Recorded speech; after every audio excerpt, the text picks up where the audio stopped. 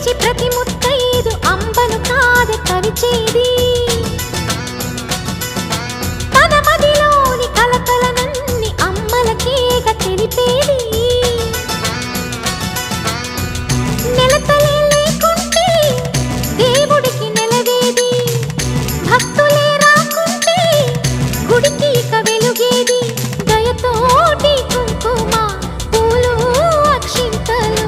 మనమంతా ఇవ్వాలి తన తాళి నిలపాలి తాళి కాచి